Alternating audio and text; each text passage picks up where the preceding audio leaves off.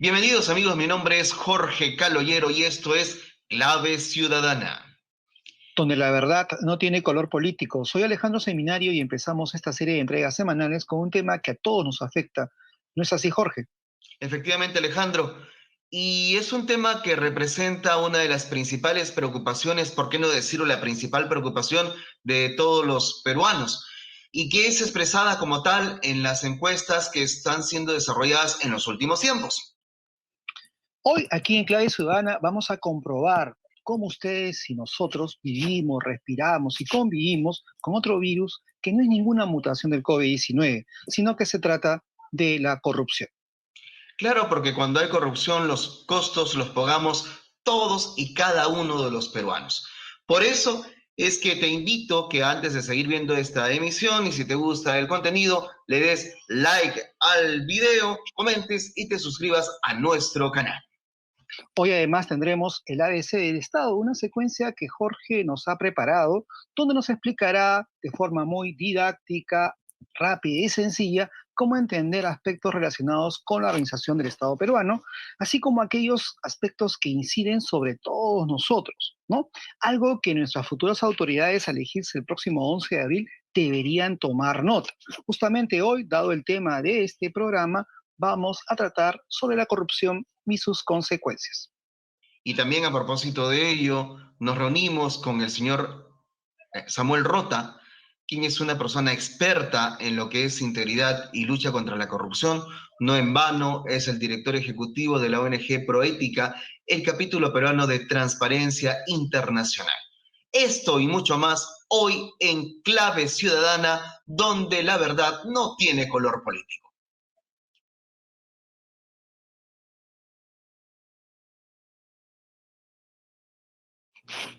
Esta semana ya estamos a menos de 60 días de las elecciones generales. ¿Qué les parece si analizamos algunas noticias que todo ciudadano debe conocer para ejercer de forma informada su voto este próximo 11 de abril? Y en este aspecto, Jorge, va a ser algo inusual, ¿no? Que se acerquen a votar jóvenes que recién cumplan 18 años, incluso el mismo día de las elecciones. Y lo van a poder hacer con su DNI amarillo. ¿Qué te parece, Jorge? Anecdótico, por decirlo de una manera, pero legal e importante, porque no nos olvidemos que en la elección anterior se establecía que las personas acudían a votar en la medida en la cual se cerrare, en la fecha en la cual se cerrara el padrón, que esto ocurría 120 días antes de la jornada electoral, lo cual ha cambiado y ha posibilitado que, o pues posibilitará que esta situación se desarrolle de esta manera. Pero me parece muy bien porque efectivamente se trata de personas que son ciudadanos y tienen todo el legítimo derecho de poder elegir a sus nuevas autoridades. Y por eso es muy importante, creo yo, que los partidos, ¿no?, tomen en consideración que son más de 500.000 peruanos jóvenes, ¿no?, que van a cumplir 18 años a pocos días del 11 de abril, para que se dediquen también a formar nuevos ciudadanos y no solamente a mostrar promesas que no se puedan cumplir, ¿no? Y en otro lado de la información, Jorge, ¿qué más tenemos? Tenemos también que la señora ministra de Comercio Exterior y Turismo ha dado a conocer que cualquier ciudadano que sea testigo de un acto irregular en relacionado al tema de la distribución de las vacunas lo puede denunciar. Esto se marca en un contexto de participación ciudadana, que efectivamente cualquier persona que sea testigo, que conozca de algún hecho irregular, puede acudir a las autoridades correspondientes a efectos de darlo a conocer y éstas deberían estar también vigilantes en relación a ello y llevar a cabo las acciones y sanciones que correspondan. Perfecto, muy bien, es un paso adelante en la transparencia, ¿no?, de los actos públicos. De otro lado, también esta semana ha hecho noticia, ¿no?, el caso del fiscal Chávarri, ¿no?, que ha dejado de serlo. Eh, ¿Qué te parece, Jorge, esto que viene ocurriendo con el fiscal Chávarri? Yo quisiera, muy repito, leer una partecita de la resolución que creo que lo da a conocer todo. Dice, quien representa a la sociedad en juicio, quien defiende la constitucionalidad y la legalidad, aquel que investiga el delito, entre otras funciones de interés público esencial, está obligado a actuar siempre en forma intachable y a a propósito de ello, la Junta Nacional de Justicia ha considerado que en 3 situaciones el señor Chávarri no ha actuado de esta manera y por lo tanto ha cancelado su título de fiscal. Ojo con el tema, no es que solamente haya sido haya dejado de ser fiscal supremo o fiscal de la nación que en su momento lo fue, ha dejado de ser fiscal y por lo tanto ha sido expulsado de esta institución importante de nuestro país, como es el caso del Ministerio Público. Es decir, Pedro Chávarri ya no se va a poder dedicar más que a ser abogado, o el Colegio de Abogados ya se pronunció al respecto. Entiendo que hacia enero del año pasado el Colegio de Abogados de Lima lo sancionó con una suspensión, si no me equivoco, por 18 meses, que aparentemente ahorita estaría en vigor. Ajá. Entonces, ese es otro tema que habría que tener en cuenta si efectivamente el señor Chávarri podrá ejercer en su momento la abogacía o seguirla ejerciendo también. Ok. Pasamos a otra noticia también de la semana. Eh, Jorge, también se ha hablado en últimos meses y años siempre de esta negociación incompatible, ¿no? Esto de que algunas autoridades, ¿no?, se ponen de acuerdo con otras personas para, lamentablemente, caer en casos de corrupción.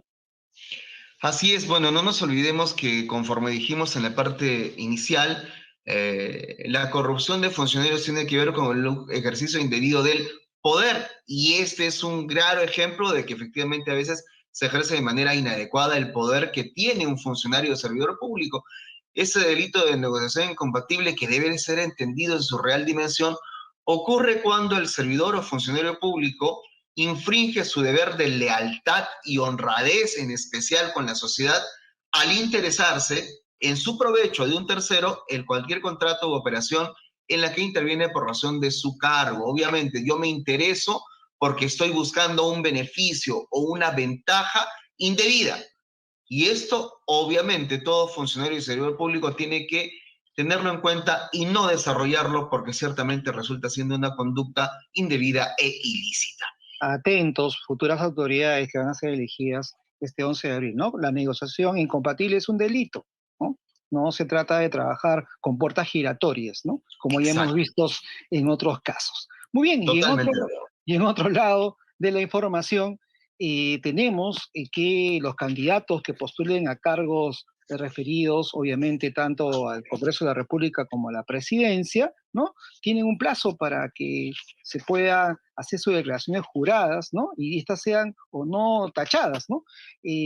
Tengo entendido, ¿no?, que hasta el mismo 10 de abril podrían quedar algunos candidatos fuera de juego. ¿Esto es posible? Sí, ojo al piojo, ¿no? Efectivamente, eso es algo que deben tener en consideración. Y ojo, que transparentar la información dentro del Estado es muy importante, hemos visto. Uno de los puntos principales que deben ser desarrollados dentro de las sociedades es que las autoridades o aquellos que pretendan serlo deben transparentar toda la información correspondiente y por lo tanto darla a conocer a través de una declaración jurada. En pocas palabras, yo juramento que lo que declaro efectivamente corresponde a la verdad. Ojo con ese tema.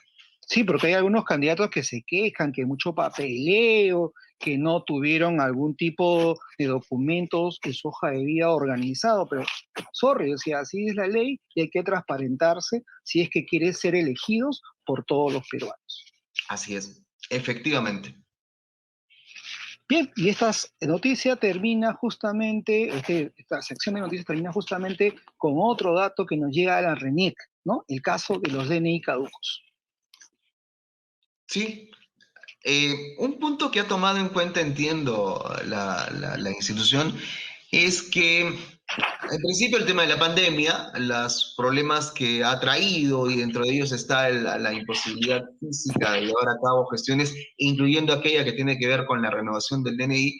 Y en segundo lugar, las consecuencias que sabemos que acarrean el hecho de no intervenir en la gesta democrática, las consecuencias, por ejemplo, de no poder firmar contratos, de no poder llevar a cabo determinadas transacciones. Y por lo tanto creo que esto es importante divulgarlo, darlo a conocer, para que las personas, hay muchas personas que seguramente no saben aún y no están del todo enteradas qué es lo que debe ocurrir, y para que se tenga cierta tranquilidad, y más aún vuelvo a repetir en esas circunstancias tan excepcionales que estamos viviendo a propósito de la pandemia. ¿No te parece que es importante, Alejandro, que esto sea de esta manera?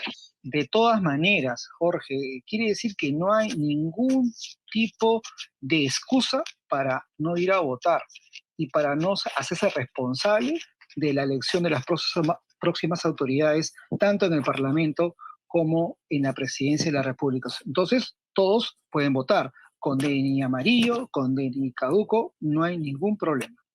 Claro que sí. Y también para votar, si quieres enterarte más de los temas de importancia que debes tener en cuenta y que las futuras autoridades lo deben tener en cuenta, pues para esto se ha creado Clave Ciudadana, que es un programa en el cual la verdad no tiene color político.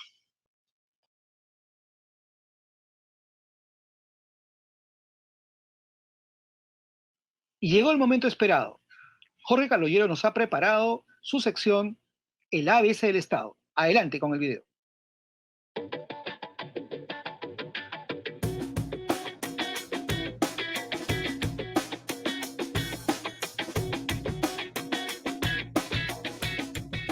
En el año 2019, Proética realizó la 11ª encuesta nacional sobre percepciones de la corrupción en el Perú. Ese mismo año se registró que la corrupción le costó al país más de 23.000 millones de soles, lo cual implica casi el 15% del presupuesto ejecutado. Y sí, pues, como comprenderás, la corrupción para dicho año fue considerada en el segundo lugar de los principales problemas que tiene el país. Pero, ¿qué es la corrupción? ¿Tú crees que estás libre de los efectos de ella? La corrupción es el mal uso del poder que tiene el funcionario público para obtener un beneficio indebido. Este puede ser económico o no económico. Vale decir, la corrupción no solamente es entregar dinero, sino sacar ventaja vulnerando principios, deberes éticos, normas y derechos fundamentales. Pero también la corrupción es el uso indebido del poder para tu propia conveniencia. Es decir, cuando se hace algo indebido que te beneficia a ti y para eso te pones de acuerdo con un funcionario público. ¿Te resulta eso familiar? La corrupción es el mal uso de los poderes públicos, cargo o autoridad para beneficio privado, mediante el soborno, la extorsión, el tráfico de influencias, el nepotismo, el fraude, la extracción de dinero para algún trámite o la malversación de fondos. Así, ante la oscuridad de la corrupción, es fundamental transparentar los actos públicos para garantizar que el ciudadano, como tú o como yo, no se vea afectado por el tremendo impacto de estos actos. Esta situación no es de ahora. Tiene una larga historia en el Perú y en el mundo. Y un dato.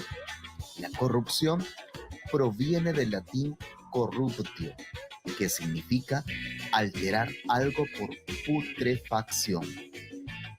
Ahora que conoces más sobre la corrupción y sobre sus efectos sobre ti y tu familia, ¿no crees que ya es hora que nuestras autoridades rindan cuenta de los resultados de su gestión y exigir una mayor transparencia?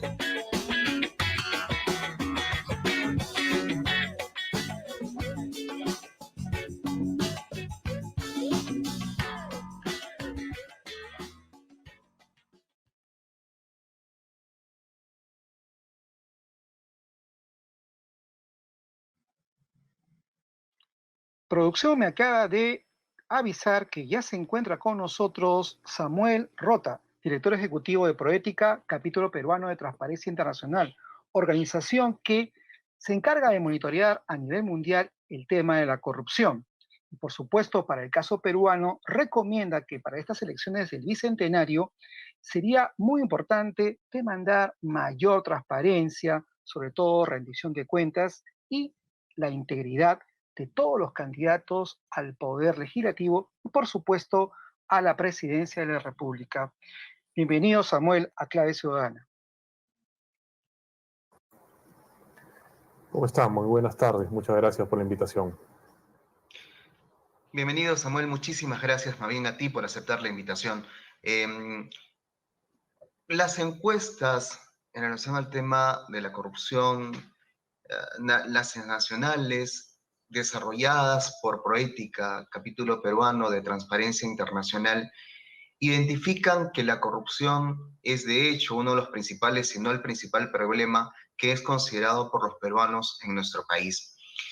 Pero uno de los aspectos principales que queremos resaltar en Clave Ciudadana es el de entender específicamente aquellos problemas que aquejan a la población, de manera tal que identificados convenientemente estos se puedan abordar y se puedan hacer las acciones correspondientes. En ese sentido, ¿qué cosa es corrupción, Samuel, por favor? ¿Cuáles son los aspectos correspondientes a ella? ¿Y qué puntos principales debería tomar en cuenta la población al identificarlo?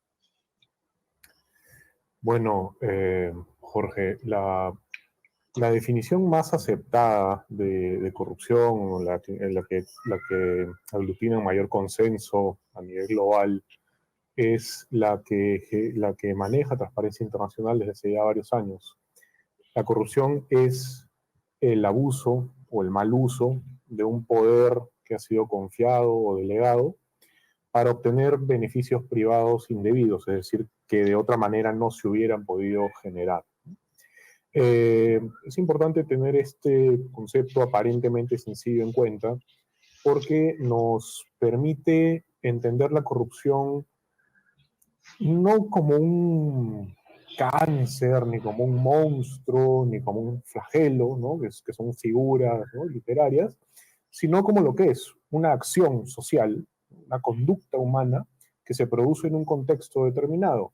Este contexto viene marcado por incentivos, desincentivos, viene marcado por motivaciones personales, por valores sociales, por una cultura determinada, viene marcado por viene enmarcado dentro de una determinada institucionalidad que puede ser sólida o puede ser precaria, ¿no? Y dentro de la cual hay también normas legales que debieran orientar el desempeño de la gente, pero que en muchos casos no necesariamente tienen la suficiente fuerza y más bien hay otro tipo de normas que tienen más relevancia, por ejemplo, normas sociales, y uno termina, por ejemplo, haciéndole más caso a las recomendaciones de amigos o parientes que a lo que una norma determinada podría obligar al momento de tomar una decisión pública. Entonces, todo ese tipo de elementos es importante tener en cuenta cuando se habla de corrupción y que nos permite saber que estamos ante una conducta de este tipo, y tiene consecuencias también en materia de política, porque son aquellos elementos que hay que enfrentar. Samuel, ¿de qué manera podrías tú ejemplificar algunos casos en la que las autoridades, de alguna forma, ejercen este poder de una manera que no es legal, que no va justamente en relación a estas normas? A veces, todos los electores, ¿no?, cuando eligen a un candidato, ya sea para alcalde, ya sea para regidor, gobernador, congresista, ¿no?, presidente, pone toda su confianza porque se fija en las personas. Y estas personas, sabiendo o no estas normas, ¿no?, pueden caer en actos de corrupción. ¿Podría darnos algunos ejemplos concretos, tanto a nivel micro como a nivel macro? Correcto. En realidad, lamentablemente nuestro país está plagado de ejemplos, ¿no? A nivel macro tenemos claramente, a nivel de lo que se conoce como gran corrupción, tenemos pues claramente el escándalo de Lavajato, de Odebrecht, el Club de la Construcción. Tenemos cada vez con más detalle conocimientos sobre cómo se turnaban los concursos, cómo se sorteaban los concursos las empresas constructoras para poder obtener contratos de los megaproyectos, ¿no? También dentro de la gran corrupción tenemos recientemente los escándalos de los cuellos blancos, por ejemplo, que ahí es un poco distinta la cosa, porque tenemos funcionarios de alto nivel, ¿no?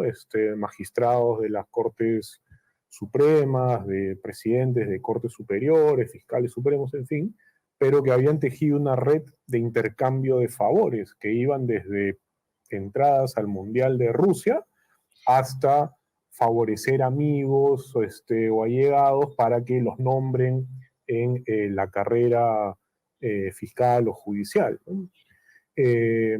Y más bien del otro lado, del lado de lo que se conoce como pequeña corrupción, hay también pues una gran cantidad de ejemplos.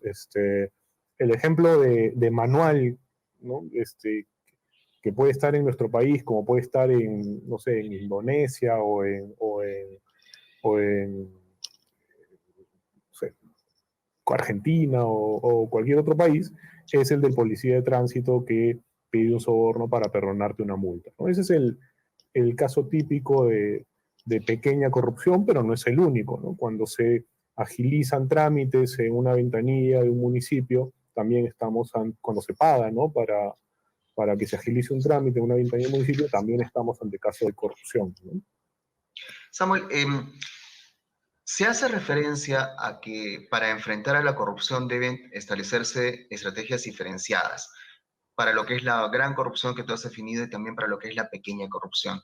Y en esa es importante llevar a cabo un enfoque sistémico, vale decir que todos a una, digámoslo, ¿no? El Poder Judicial, Ministerio Público, Contraloría General de la República, municipalidades, un grupo de autoridades y de entidades que debieran ir a una frente a una acción que es tan lesiva para nuestro país.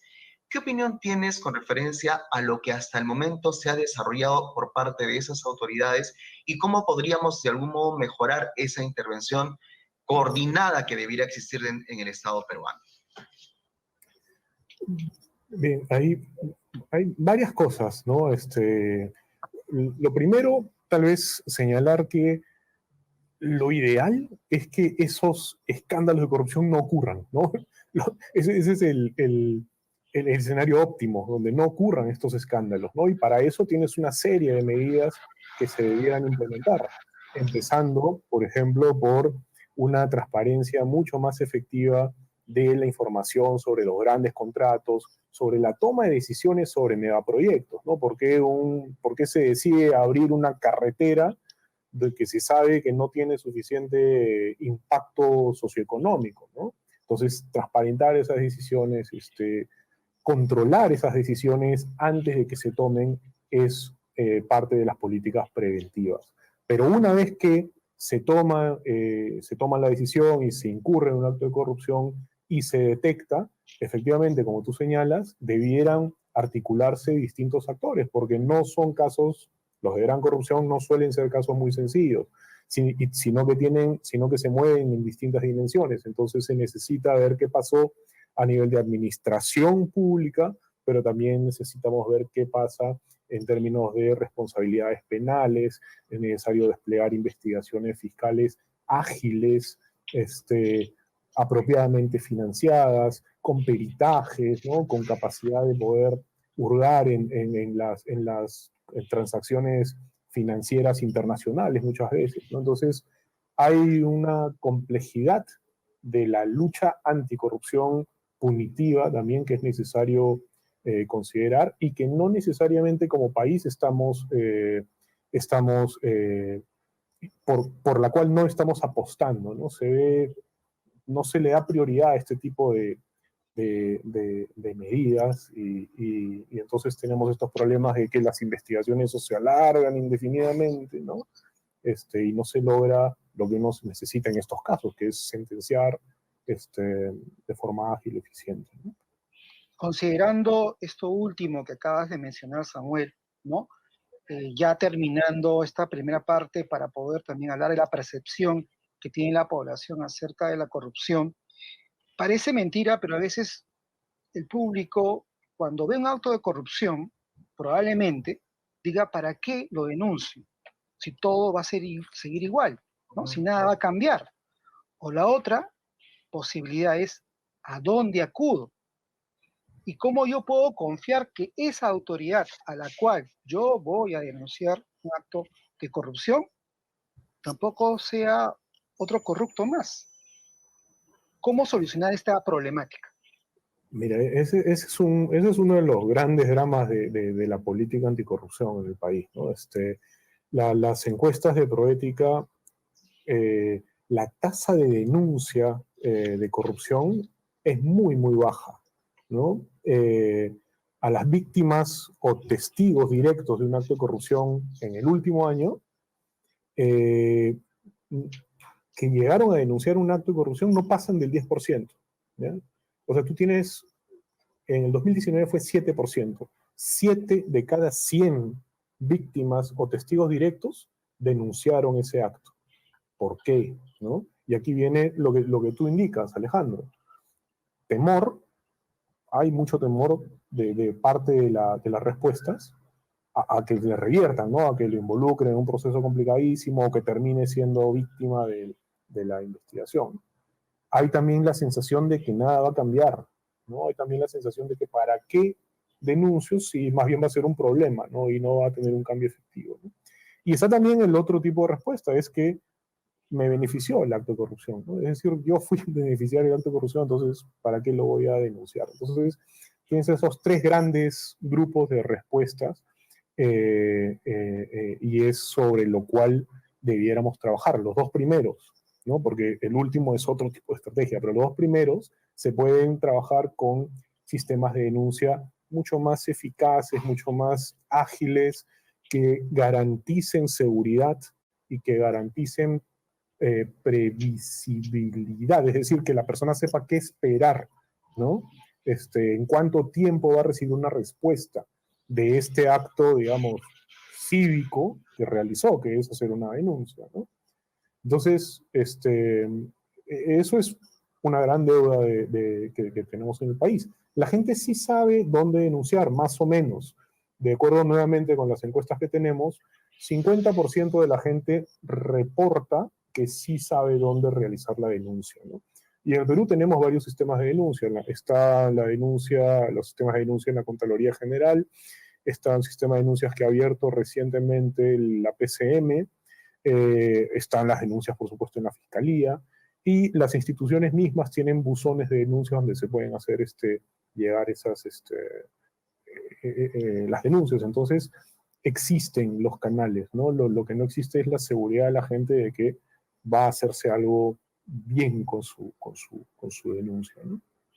Samuel, hace algunos días se hizo referencia al índice de percepción de la corrupción, que entiendo lo desarrolla anualmente Transparencia Internacional. Se indica que en este estudio mundial que se lleva a cabo, nuestro país se ubica en el puesto 94 con una puntuación de 38, lo cual nos ubica dentro del grupo de países que tienen niveles de corrupción elevados. Entiendo que en estos últimos años, si no me equivoco, el índice como que ha sido, entre comillas, algo mejor, por llamarlo de alguna manera, en relación a nuestro país, por llamarlo de algún modo. Pero ¿qué es lo que nos revela este índice de percepción mundial? ¿De qué manera produce una afectación que deslegitima la propia autoridad hacia el interior de nuestro país? ¿Y de qué manera también afecta nuestro riesgo país, la visión internacional en relación a lo que ocurre en nuestro querido Perú? Bueno, ese es un punto bien importante, Jorge.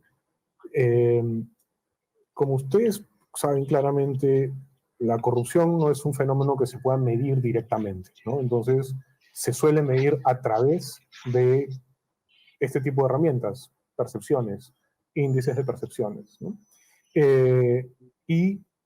Pero al mismo tiempo, como la corrupción se ha vuelto un problema tan dramático en muchos países, las empresas, cuando van a invertir, toman en cuenta lo que hay a la mano, los índices de percepciones.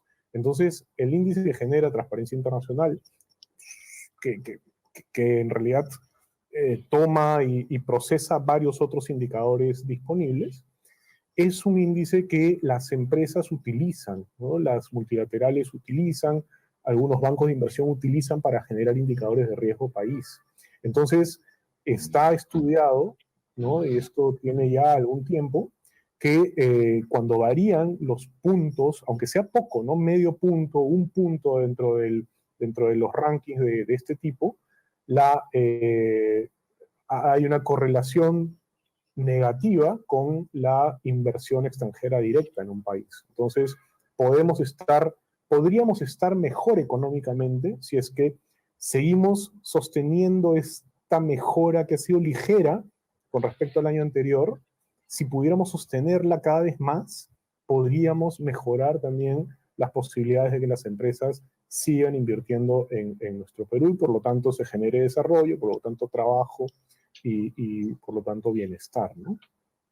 Uno de los aspectos que más nos ha complicado justamente en esta pandemia no solamente ha sido el coronavirus, ¿no? Se ha denunciado públicamente una serie de casos, ¿no?, de corrupción que espero algún momento se pueda determinar con exactitud, ¿no? Pero ya entrando a esta última parte de nuestra entrevista, Samuel, quisiera que nos comentes, ¿no?, cómo nuestros próximos parlamentarios, nuestros próximos ministros, ¿no?, y por supuesto nuestro próximo presidente de la República, el presidente bicentenario, debería tener en cuenta, ¿no?, una política anticorrupción, una política que pueda de alguna manera ser eficiente, ¿no?, para generar obviamente la confianza, no solamente del resto del mundo en el país, sino principalmente del peruano en su propio país. Coméntanos algo al respecto. A ver, bueno, primero sobre los casos de corrupción en la pandemia, efectivamente, nosotros hicimos una solicitud de información a la Fiscalía Anticorrupción y los datos que nos dieron fueron de terror. Entre el 16 de marzo que se decreta la emergencia y fines de agosto, 28, 29 de agosto, la Fiscalía Anticorrupción habían registrado 1.500 investigaciones en todo el país por casos de corrupción o supuesta corrupción, ¿no?, vinculados a la gestión de la pandemia, las transferencias de recursos que se habían brindado a las instituciones para combatir la pandemia, sean las canastas, sean las compras de equipos médicos, en fin, ¿no? Entonces, ahí hay una responsabilidad bien importante del próximo gobierno, es decir, el próximo gobierno tiene que colaborar con estas investigaciones, tiene que brindar toda la información que los fiscales les pidan, ¿no? Tiene que garantizar absoluta independencia y autonomía a los cuerpos de investigación, ¿no? El próximo Congreso también tiene una responsabilidad porque tiene que hacerle seguimiento a estas 1.500, que ya deben ser más probablemente, ¿no? 1.500 investigaciones. ¿Qué está pasando? ¿Qué pasó? ¿Y por qué no se siguió? ¿Por qué se quedaron solo algunas? En fin, esa es una responsabilidad importante. Ahora, pasando digamos, al tema más general de política anticorrupción, hay una cuestión que es seguramente muy poco sexy, ¿ya? Pero en el Perú tenemos una política de integridad anticorrupción aprobada en noviembre de 2017 y tenemos un plan vigente entre el 2018 y que va a vencer este año, ¿no? Entonces, yo sé que no es muy atractivo hablar de planes, pero algo, con todas sus limitaciones, se ha podido avanzar en el marco del plan vigente, que es un plan que considera acciones en 3 ejes. Un eje de prevención de corrupción, donde hay temas que tienen que ver con transparencia, con fortalecimiento del servicio civil. Hay un eje que tiene que ver con gestión de riesgos, que tiene que ver con todo lo que es denuncia, que tiene que ver con todo lo que es control de riesgos de corrupción. Y hay un eje que es capacidad sancionadora, que tiene que ver con lo que estamos hablando, de fortalecer las capacidades de investigación y sanción de las entidades del Estado. Entonces, el nuevo gobierno tiene ya una base, es decir, mandarse a pensar en que van a empezar todo de nuevo como si no se hubiera hecho nada, es hasta cierto punto irresponsable, ¿no? Es decir, cojan lo que ya existe y en todo caso las propuestas innovadoras que se les ocurran, vean cómo dialogan con esto que ya hay, ¿no? Para no tirarse abajo, proceso que ha tomado un buen par de años y en el que han estado involucrados desde la OSD hasta entidades del gobierno y también actores externos de sociedad civil, del sector privado, ¿no? Entonces, esa sería la recomendación, ¿no? Empiecen reconociendo que algo hay y construyan sobre esto, ¿no? Ese sería el llamado de mi parte. Samuel, no quiero terminar sin, por favor, pedirte una precisión muy rápida con referencia a este tema.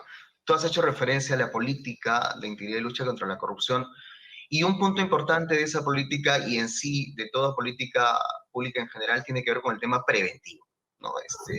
Donde debería fortalecerse la transparencia, lo que es la rendición de cuentas, la cultura de integridad en las instituciones públicas, etcétera. ¿Realmente es posible llevar a cabo una política eficaz y eficiente en materia preventiva? Yo creo que sí, digamos, si lo toman con seriedad, yo creo que sí. Hay, hay una serie de, digamos, hay grandes retos. Volvamos al tema de las encuestas y cómo es nuestra sociedad. Nuestra sociedad es ampliamente tolerante a la corrupción, a los casos de corrupción, normaliza la corrupción.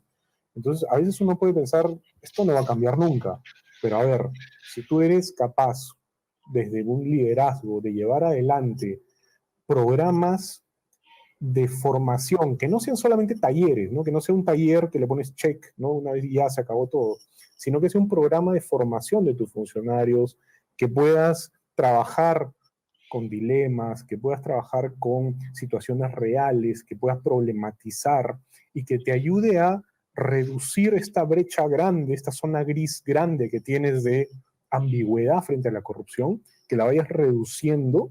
Ahí estás haciendo un logro bien importante, ¿no? Ya estás cambiando cosas bien importantes. Esto sin duda tiene que fortalecerse con otro tipo de medidas. Tu sistema de control interno tiene que funcionar, ¿no? Que no sea solamente otro check más, sino que efectivamente tus funcionarios adopten políticas de control interno, ¿no?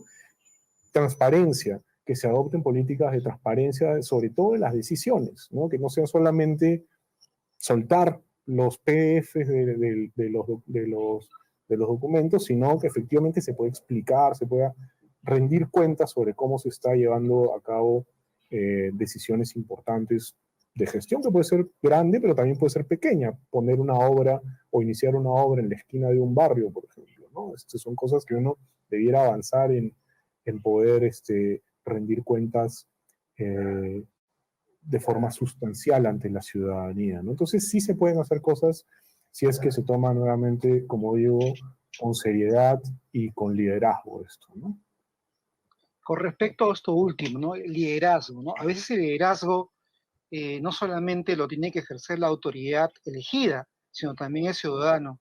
¿Qué recomiendas tú a los jóvenes, especialmente, que nos siguen en Clave Ciudadana, para de alguna manera articular y ser vigilantes frente a estas políticas anticorrupción, que como tú dices, las normas ya están hechas, pero lamentablemente debo decirlo, este viejo refrán que a mí me genera bastante contradicción, ¿no?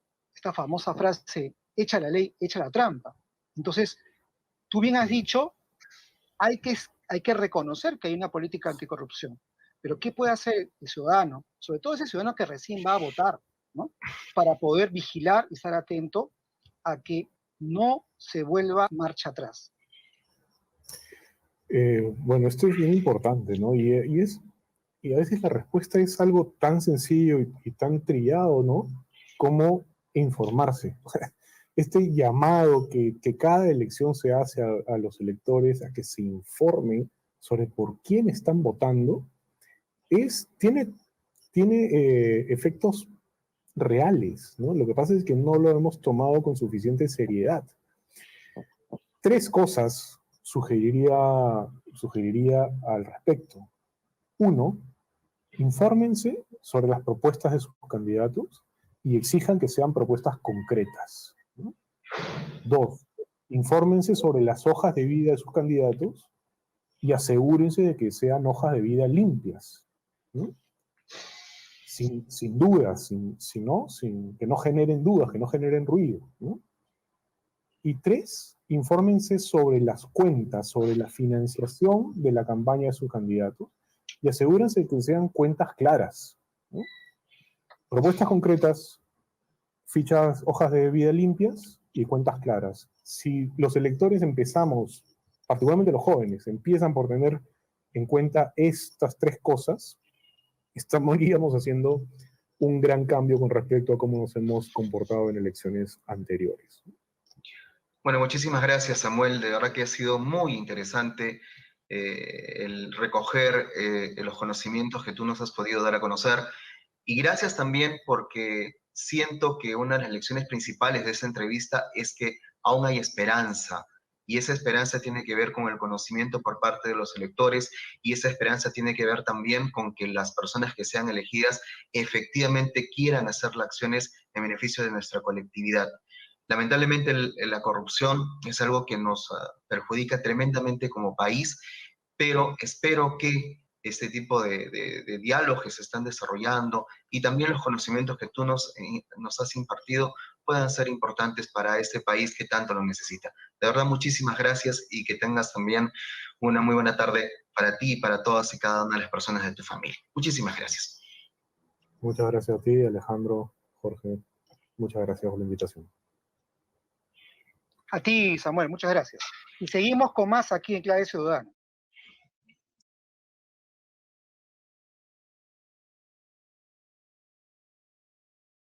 Y bueno, hasta aquí llegó Clave Ciudadana, pero antes de irnos, Jorge, creo que deberíamos sacar algunas conclusiones de esta entrevista que hemos tenido con Samuel Rota, ¿no? ¿Qué te parece? ¿A qué podemos llegar en esta entrevista como conclusión de esta primera emisión de Clave Ciudadana?